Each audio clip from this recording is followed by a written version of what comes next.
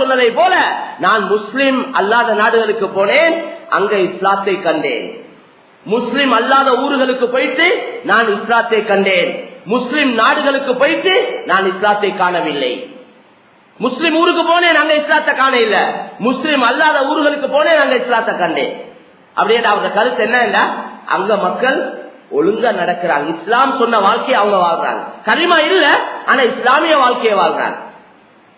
அவங்க உதாரணத்துக்கு ஒரு சாமான் வாங்க போனா 4 பேர் நின்றா நீங்க எல்லாம் கியூல நில்லுங்க, போலின் போடுங்க, போலின்ல நில்லுங்கன்னு சொல்லவே தேவையில்லை, தானாகவே நின்று கொள்றாங்க. முந்தி வந்தவர் முந்தி எடுக்கிறார், 2வது வந்தவர் 2வதா நிக்கிறார், 3வது வந்தவர் 3வதா நிக்கிறார். நாங்க அப்படி இல்லை, வாரை கணத்துக்கு முதலாவது அடிச்சுக்கொண்டு போத்தா நாங்க யோசிக்கிறோம். மக்கியவங்க ஹக்க அதை பத்தி கவலையே இல்லை. மக்கியவங்களுக்கு அநியாயம் செய்யறது, மக்கியவங்களோட வயிற்றுல அடிக்கிறது, மக்கியவங்க ஹக்க எடுக்கிறது கவலையே இல்லை, அல்லாட பயமே இல்லை. வேற என்ன சொல்ல இருக்க மேலான சொல்ற, அல்லாட பயம் இல்லாததுனால தான் இன்றைக்கு எங்கட பஜார் இந்த நிலைமையில இருக்குது. எங்கட பஜார் நிலைமை இவ்வளவு பெரிய பரதாபத்துக்குரிய நிலைமையா இருக்கிறதுக்கு காரணம் அல்லாட பயம் இல்லாததுதான் காரணம். முஸ்லீம்கள் தான் இருக்கிறோம், நாங்க முஸ்லீம்கள் இருக்கிறோம், அல்லாட பயம் இல்லை. கடையை எடுத்தா அதை உரிய முறையில, அதை சரியான முறையில அதுக்குள்ள ஹக்க நிறைவேற்றது இல்லை. ஒரு காரியத்தை சாதிச்சு கொள்றதுக்கு எதையும் செய்ய தயார், ஒரு காரியத்தை சாதிக்கிறதுக்காக வேண்டியத்தை செய்ய தயார், போய் சத்தியம் செய்யணுமா செய்ய தயார், ஒரு சாமானத்தை விற்கணுமா வேண்டிய ஒன்று தயார். ஏமாற்றம் மோசடி எல்லாம் அல்லாஹ் மன்னிக்கணும், அதை எங்களுக்கு சொந்தமானது போல் ஆவிட்டு. அநியாயத்துக்கு சொந்தக்காரர்கள் நாங்க போல அல்லாஹ் ஹராமாக்கினது, இஸ்லாத்துல தெளிவா ஹராமாக்கப்பட்டது. அல்லாஹ் அவனுக்கும் நானும் எனக்கு ஹராமாக்கி கொண்டேன், நான் உங்களுக்கும் அநியாயத்தை ஹராமாக்கி இருக்கிறேன் என்று அல்லாஹ் சொல்றதாக ரசூலுல்லாஹி ஸல்லல்லாஹு அலைஹி வஸல்லம் சொன்னாங்க. மேலான கண்ணியமான சோழர்களே, பெரியவர்களே, இன்னைக்கு நாங்க ஒரு ஜப்பானுக்கு அல்லது ஒரு வேற நாட்டுக்கு ஒரு வெஸ்டர்ன் கண்ட்ரிஸ்க்கு போயிட்டு வந்தா நாங்க என்ன சொல்றோம், நாங்க எல்லாரும் இங்க இருக்கிறவங்க போனவங்க வந்தவங்க எல்லாம் என்ன சொல்றாங்கடா, அங்க அவங்கள்ட்ட இஸ்லாம் மட்டும்தான் அப்பா இல்ல, கலிமா மட்டும்தான் இல்ல, மற்ற எல்லாமே இருக்குதுன்றாங்க. எங்கட முஸ்லிம் நாடு ஒன்றுக்கு போயிட்டு வந்தா, ஒரு அரபு நாட்டுக்கு போயிட்டு வந்தா பதுவா தான் செய்யறாங்க, பதுவா செய்யற நிலைமை. மேலான கண்ணியமான சோழர்களே, பெரியவர்களே, கவலைக்குரிய விஷயம். அல்லாட உதவிய பாக்கையில மேலா சில பேருக்கா உதவி வரும். அபூபக்கர் பேரை வச்ச உடனே உதவி வந்துருமா, அல்லது ஆயிஷா என்ற பேரை வச்ச உடனே அல்லாட உதவி வந்துருமா? பேர் தான் இன்னைக்கு யஹூதிகளும் முஸ்லிம் பேர் வச்சிருக்கிறாங்க, யஹூதிகளும் அரபு பேசுறாங்க. இஸ்ரேலுக்கு போயிட்டு பாருங்களே, அரபு தான் பேசுறாங்க. அரபு பேசுறேன் அல்லாட உதவி வந்துருமா? மேலான கண்ணியமான சோழர்களே, பெரியவர்களே, அல்லாஹ்வின் நல்லடியார்களே, எங்கட வாழ்க்கை சீராகணும் மேலான சோழர்களே, அல்லாட பயம் வரணும் மேலான சோழர்களே. இன்னைக்கு தேவை அதுதான். இன்னைக்கு ஒரு கடைய ஆரம்பிச்சா, ஒரு கடையொன்ன திறந்தா அது தொடர்ச்சியா பரம்பரைக்கு போற இல்லை, இடையிலே அது இல்லாம போயிட்டு இருக்கு. என்ன அநியாயம் தானே? உண்ட ஆரம்பிச்சா தொடர்ச்சியா போகணுமே, அதுதானே அல்லாட உதவி இருக்கிறதுக்கு அடையாளம். ஒரு பாக்கியம், அல்லாஹ் தந்த பாக்கியம் தொடர்ச்சியா இருக்கணுமேடா, அந்த பாக்கியத்துக்குள்ள ஹக்கு நிறைவேற்றப்படணும், அந்த பாக்கியத்துக்கு நன்றி செலுத்தப்படணும். நன்றி செலுத்தப்படுறேன்டா என்ன, அந்த பாக்கியத்தை எப்படி பாவிச்சா அல்லாஹ் சந்தோஷப்படுவானோ. சர்ஃபுல் அப்தி ஜமீஅ மா அனஅல்லாஹு அலைஹி லிமா குலிக லிஅஜலிஹி. ஒரு நிஅமத், ஒரு பாக்கியம், அல்லாஹ்வால தரப்பட்ட ஒரு பாக்கியம், அந்த பாக்கியம் எந்த நோக்கத்துக்காக அல்லாஹ்வால தரப்பட்டதோ அந்த நோக்கம் அதுல நிறைவேற்றப்பட்டால் அந்த அதுக்கு தான் நன்றி செலுத்துதல் என்று சொல்றது. பணத்தை தந்திருக்கிறான், சல்லிய தந்திருக்கிறான், வசதியை தந்திருக்கிறான், தந்தவன் எதுக்கு தந்தான்? நைட் கிளப் போறதுக்கு தந்தானா? கசினோக்கு போ தந்தானா? வீண் விரயம் செய்ய தந்தானா? பெருமைக்கு தந்தானா? பெருமை அடிக்கிறதுக்கு தந்தானா? அதுக்காக இந்த சல்லி தந்திருக்கிறான். மேலான கண்ணியமான சோழர்களே, பெரியவர்களே, பணத்துடைய ஹக்கு நிறைவேற்றப்பட்டா அல்லாஹ் பணத்தை அதுல பரக்கத் செய்வான், அதை தொடர்ச்சியாக தந்து கொண்டிருப்பான். பரம்பரைக்கு போகும். பாப்பா திறந்த கடைய பரம்பரை செய்வாங்க, அது சரியாக அது ஹக்குகள் நிறைவேற்றப்பட்டா. இன்றைக்கு எங்கட தொழில் வியாபாரங்கள் இல்லாம போறதுக்கு அடிப்படையான காரணமும் வட்டியும் ஜகாத்தை சரியா நிறைவேற்றாம இருக்கிறது தாங்க. நல்லா தொழுது கொள்றாங்க, அமல செஞ்சு கொள்றாங்க, பார்த்தா சூரத்துல பார்த்தா பெரிய ஒரு நல்லடியார் சூரத்தான், ஆனா வட்டியில இருக்கிறார். ஹஜ்ஜிக்கு குறையும் இல்ல, வருஷா வருஷம் ஹஜ்ஜிக்கு போற எண்ணிக்கை கூடிக்கொண்டே போகுது, வருஷா வருஷம் உம்ராக்கு போற எண்ணிக்கை கூடிக்கொண்டே போகுது. முந்தி நோம்புல மட்டும்தான் உம்ராக்கு போனாங்க, இப்ப முழு வருஷமும் உம்ராக்கு போறவங்க உண்டாவிட்டாங்க. வாழ்க்கையில என்ன மாற்றம் வந்தது வேறான சோதனைகளே? கொடுக்கல் வாங்கல் என்ன மாற்றங்கள் வந்தது? பழக்க வழக்கங்கள் எந்த அளவு சீராக இருக்குது, அஹ்லாக் எந்த அளவு சீராக இருக்குது, ஏண்டையும் உங்களையும் அது சீராவாம நாங்க எண்ணிக்கை உம்ராவுடைய எண்ணிக்கை கூடிய பெருமை அடிக்கலுமா? அப்ப மாஷா அல்லாஹ் ஹஜ்ஜிக்கு போறவங்க பறக்கத்தாவிட்டாங்க, உம்ராவுக்கு போறவங்க கூடிட்டாங்க. சந்தோஷப்படுறதுக்கு ஒன்றும் இல்ல மேலான சோதனை. ஒரு சைடு சீராவி கொண்டு வந்தா அடுத்த சைடு நிறைய பெரியோர் அளவுல விழுந்து கொண்டு போகுது.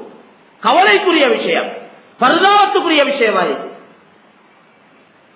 மாற்றங்கள் வரும் மேலான சோதர்கள். திருத்தங்கள் வாரத்துக்கு ஒவ்வொரு தனி நபரும், ஒவ்வொரு தனி முஸ்லிம் சகோதரரும் அவர் தனிய இருந்து சிந்திக்கும். தனிமையில் இருந்த ஒவ்வொரு வாலிபரும் தான், வயோதிபரும் தான், உள்ளவரும் தான், இல்லாதவரும் தான் அவர் யோசிக்கும். தொழிலாளிகள் எடுத்து பார்த்தா கடைகளுக்கு வேலைக்கு வச்சிருக்கிறவங்க, ஏனைய இடங்கள்ல பொறுப்பா வச்சிருக்கிறவங்க அவங்க பொறுப்போக்கு. ஒரு ஆபீஸ்ல இருக்கிற சகோதரர், சிஐடி ஆபீஸ்ல இருக்கக்கூடிய அந்த வேலை செய்யக்கூடிய ஒரு முஸ்லிம் சகோதரர் சொல்றார், நான் மட்டும்தான் அந்த செக்ஷன்ல முஸ்லிமா இருக்கிறேன், ஆனா எனக்கு அந்த இடத்துல இருக்கிறது முகத்தை காட்டேலாம். ஏனென்றா ஒரு எஃப் என்ற ஃபைல், உதாரணத்துக்கு எஃப் என்ற எழுத்துல ஒரு ஃபைல் இருக்கேண்டா அதுக்கு ஒரு முஸ்லிம் பேரை சொல்லி அந்த முஸ்லிம் பேரை சொல்லி சொல்றாங்களா அந்த ஃபைல் எடுத்துக்கொள்வாங்க. உதாரணத்துக்கு எஃப் என்று வச்சுக்கோங்க, நாம ஒரு பேரை சொல்றது பொருத்தம் இல்ல. மேலான சோழர்களே, அந்த பேரை சொல்லி இந்த எஃப் எழுத்துல எத்தனையோ பேர் இருக்கிறேன், எஸ் எழுத்துல எத்தனையோ முஸ்லிம் பேர்கள் இருக்கிறேன், அவருக்கு தெரிஞ்ச ஏதாவது ஒரு பேரை சொல்லி இந்த ஃபைல் எடுத்துக்கொள்வாங்க. பேரை சொல்லி எழுத்த சொல்லித்தான் அவர் கேட்கணும். எஸ் எழுத்த எடுத்துக்கொண்டு வாங்க, எஸ் எழுத்து ஃபைல் எடுத்துக்கொண்டு வாங்க சொல்றதுக்கு பதிலாக அதுல ஒரு பேரை சொல்லி, முஸ்லிம் பேரை சொல்லி அந்த ஃபைல் எடுத்துக்கொள்வாங்க.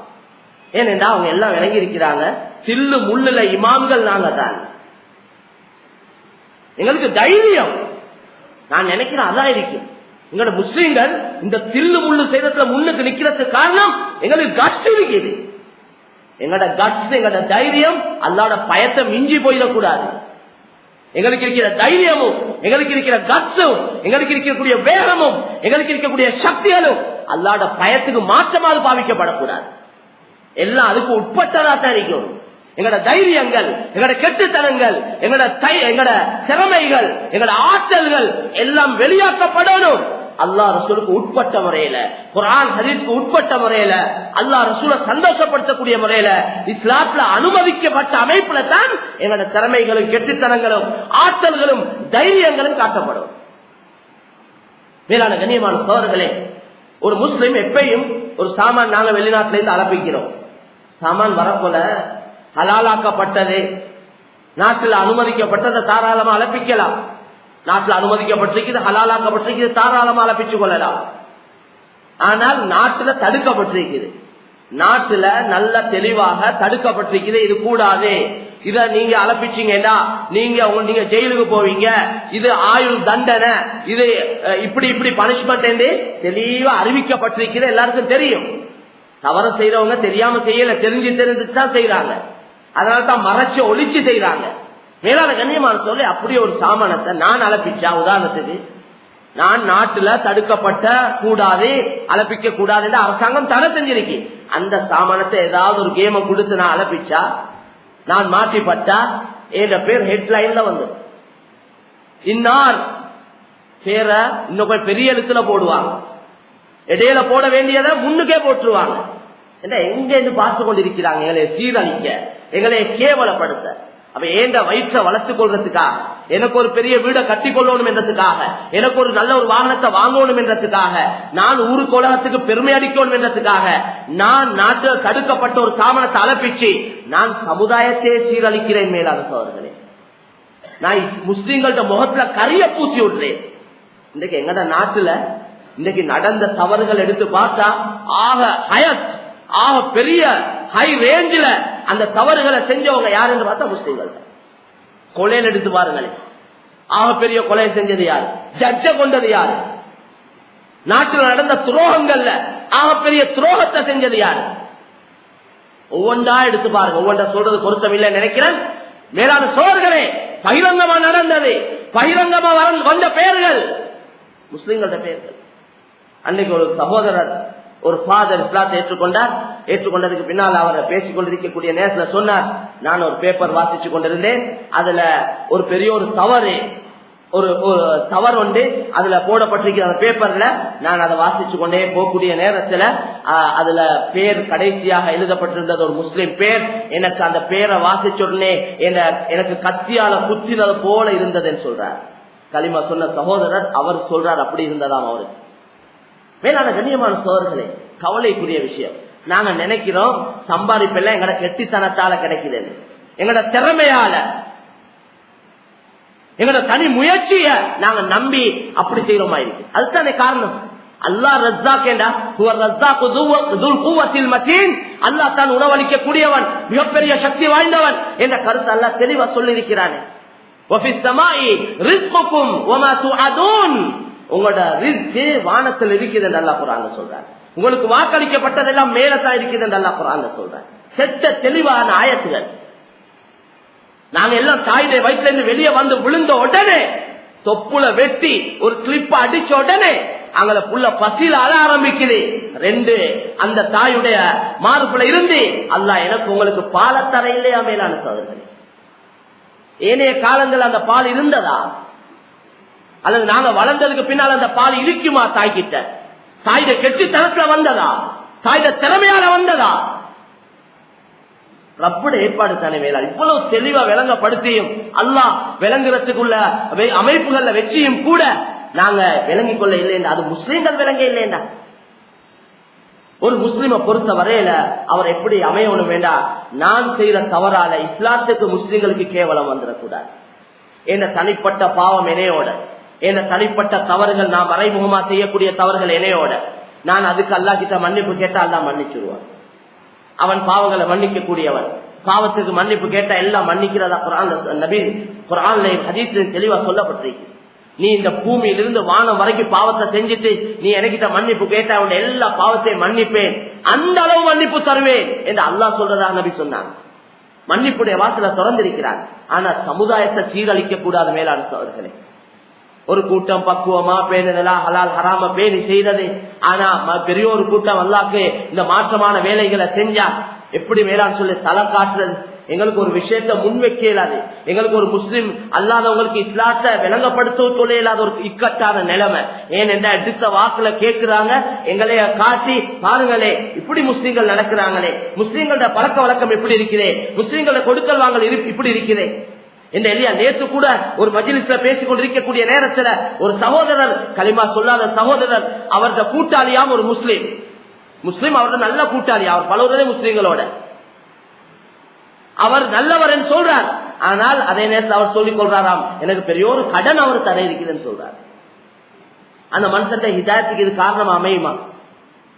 தடைய அமையுமா? இல்லையா? மேலான சோதர், அடுத்தது எங்களுக்கு குர்ஆன்ல தெளிவா சொல்லப்பட்ட விஷயம், வலா துல்கு பிஐதீகும் இலா தஹலுகா. உங்களோட கையாலே உங்களை நீங்க அழிச்சு கொள்ளாதீங்க.